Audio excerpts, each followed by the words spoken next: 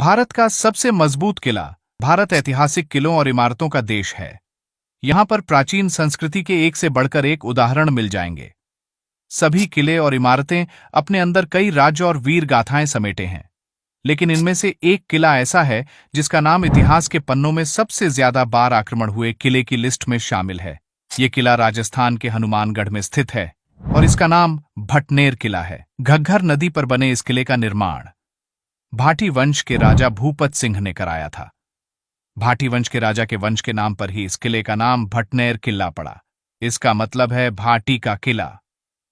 हालांकि इसे हनुमानगढ़ कहा जाता है क्योंकि साल बीकानेर के राजा सूरत सिंह ने इस किले को भाटियों से जीत लिया था।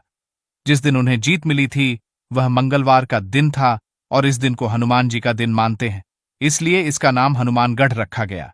भारत के सबसे पुराने किले में से एक यह किला करीब 1600 साल पुराना है। इसके अंदर हनुमान मंदिर, शिव मंदिर सहित कई मंदिर हैं। इसमें शेरशाह सूरी की कब्र के साथ साथ सुरंग भी है जो भटनेर से भटिंडा और सिरसा के किलों तक जाती थी। इस किले का निर्माण पक्की ईंटों और चूने से किया गया था। इसके चलते इसे इतिहास का सबसे मजबूत किला भी माना जाता है। इतना ही नहीं, इसकी मजबूती का जिक्र तैमूरी राजवंश के शासक तैमूर लंग ने अपनी जीवनी तुजुक तैमूरी में भी किया है।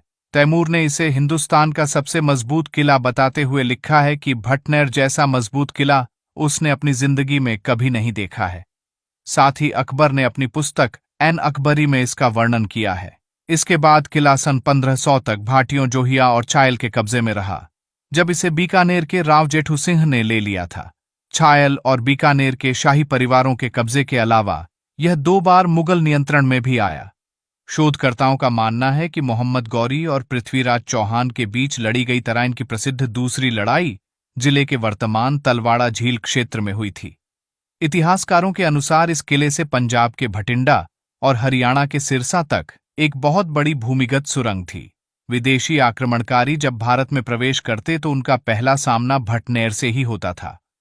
अगर किसी स्थिति में भटनेर के राजा हार जाते तो वे नीचे सुरंगों से ही आगे भटिंडा और सिरसा पहुंच जाते और उनको सूचना दे देते, जिससे उनको पहले आक्रमण करने का मौका मिल जाता।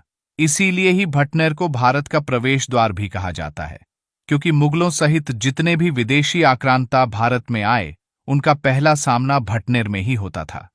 इस किले में रानियों द्वारा जौहर किए जाने का शिलालेख भी लगा हुआ है। इसके साथ ही इस मंदिर में करीब 1500 साल पुराना एक जैन मंदिर भी है, जिससे पता चलता है कि यहाँ के राजाओं में जैन संप्रदाय के प्रति भी रुझान था।